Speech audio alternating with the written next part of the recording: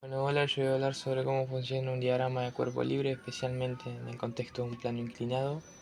Un diagrama de cuerpo libre o DCL de manera abreviada es una herramienta que usamos en física para representar todas las fuerzas que actúan sobre un objeto. Esto nos ayuda a analizar el movimiento o equilibrio del cuerpo de forma clara y ordenada. Es una parte esencial en el estudio de la dinámica.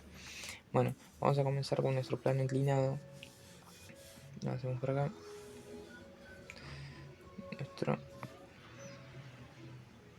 Nuestro plano inclinado. Plano inclinado es básicamente una superficie con cierto ángulo de inclinación respecto al plano. Tenemos nuestro objeto y bueno, las fuerzas que están siendo aplicadas sobre nuestro objeto, siempre tomando de referencia el centro de masa, va a ser la fuerza peso, va a ser nuestra fuerza peso, y que la fuerza peso se escribe perpendicular al plano y va a estar la normal. La normal se escribe perpendicular, pero respecto a la superficie de contacto en la cual está nuestro objeto. La normal. Bueno, ya que tenemos la normal y el peso, pasamos a, siempre tomando desde centro nuestro objeto, pasamos a realizar nuestro eje cartesiano, tanto en el eje de las Y, eje de Y, como en el eje de las X,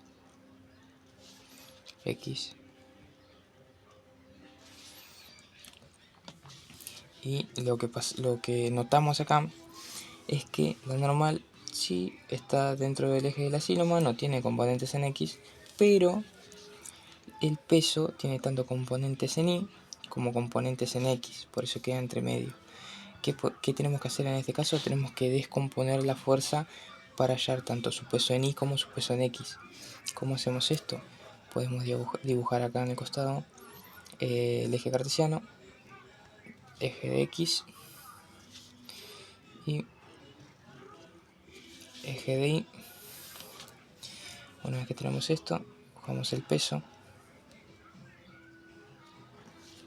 y hacemos tanto en Y como en X. Y una vez que tenemos esto, de forma práctica podemos decir que el ángulo que tenemos en el plano también lo vamos a tener acá, de forma práctica, para poder realizar la descomposición de nuestras fuerzas. ¿Por qué? Porque ahora vamos a tener dos componentes nuevas, las cuales van a ser tanto peso en Y como peso en X. Peso en X, peso en Y. ¿Cómo hacemos para descomponer ahora? Tenemos que en Y va a ser peso en Y, va a ser a peso, va a ser igual a peso por coseno del ángulo. En este caso del ángulo que nosotros vamos a tener aquí. Y el peso en X va a ser peso por seno del ángulo. Por seno del ángulo. Y así vamos a poder hallar tanto nuestro peso en Y como en X. Esto lo pasamos a dibujar acá en nuestro diagrama. Lo hacemos a lo largo nuestro peso en X, nuestro peso en Y, y hacia abajo nuestro peso en X. Bueno, esto sería ya pronto el diagrama de cuerpo libre en un objeto, en un plano bastante ideal, por así decirlo. ¿Qué pasa si pasamos a una situación un poco más realista? Que se nos va a agregar un coeficiente de rozamiento siempre dependiendo de la superficie de contacto de nuestro objeto. Por ejemplo, vamos a pasar a hacer otro plano inclinado acá. Tenemos nuestro segundo plano inclinado.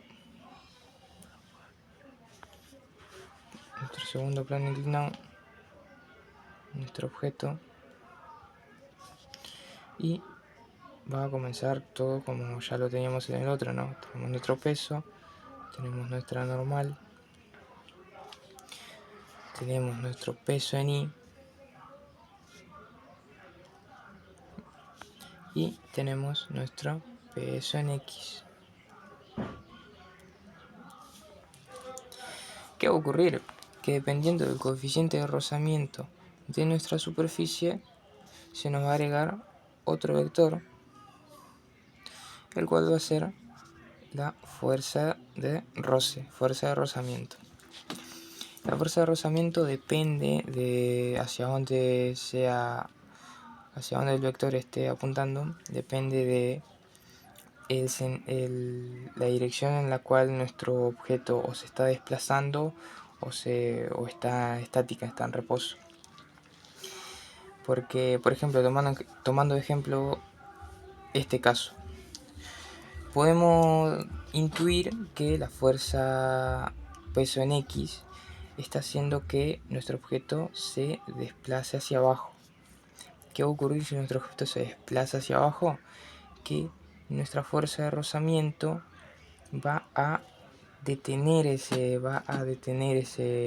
desplazamiento hacia abajo, se va a oponer. La fuerza de rozamiento siempre se representa de manera opuesta al sentido de desplazamiento de nuestro objeto.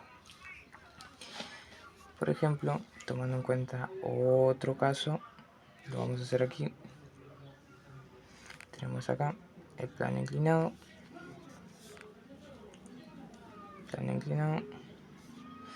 y supongamos que en este caso tenemos una fuerza aplicada hacia arriba, que nuestro objeto quiere subir. ¿Qué va a pasar? Vamos a tener nuestro coeficiente de rozamiento opuesto a nuestra fuerza aplicada, fuerza de roce, que también se va a sumar en este caso nuestro peso en X, también se va a sumar.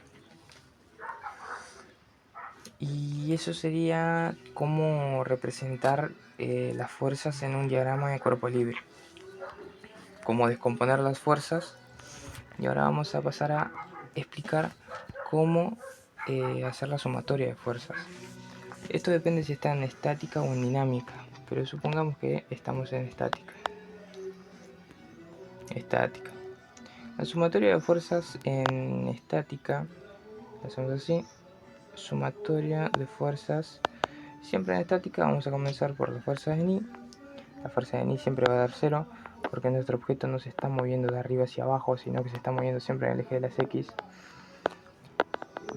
Y ahora, la sumatoria de fuerzas en el eje de las X va a ser 0. Nuestro objeto se puede estar completamente quieto o puede estar con un movimiento continuo, entonces las fuerzas van a dar 0. Este en el estático.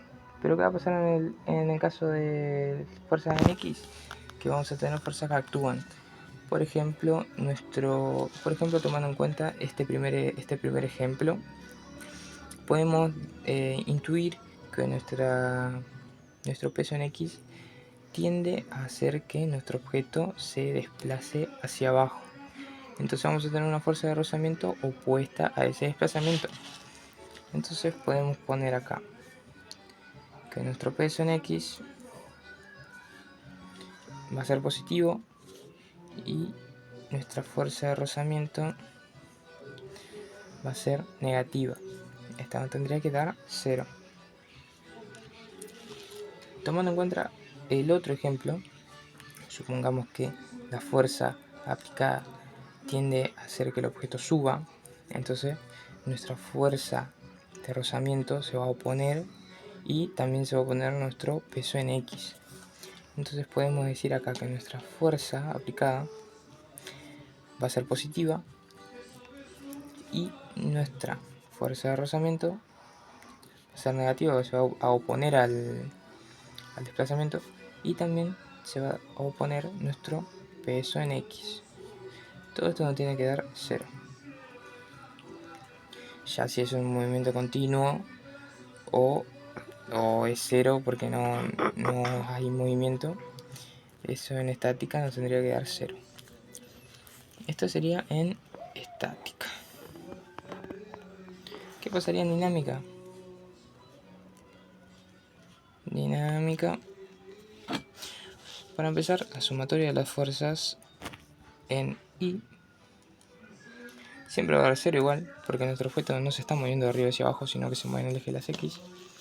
Y acá es donde cambiaría, porque nuestra sumatoria en el Fx no va a dar 0, sino que va a dar masa por aceleración.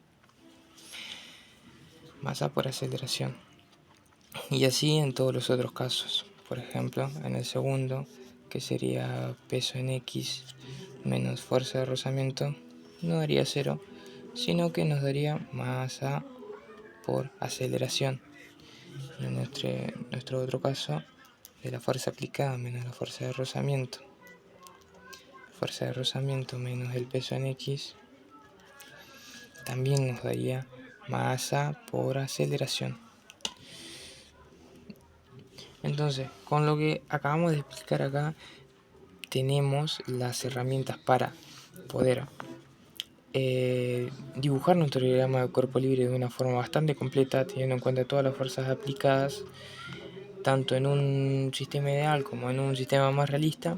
Y con nuestro eje cartesiano y nuestras fórmulas podemos descomponer las fuerzas, no solo el peso, sino que pongamos un ejemplo de, por ejemplo, una fuerza aplicada acá a nuestro objeto que no sea perpendicular en el eje de las X, que no sea paralelo, sino que tenga cierto ángulo. Nuestra fuerza aplicada. ¿Qué vamos a hacer? Vamos a hacer exactamente el mismo caso acá para poder descomponer la fuerza de este y poder tener el valor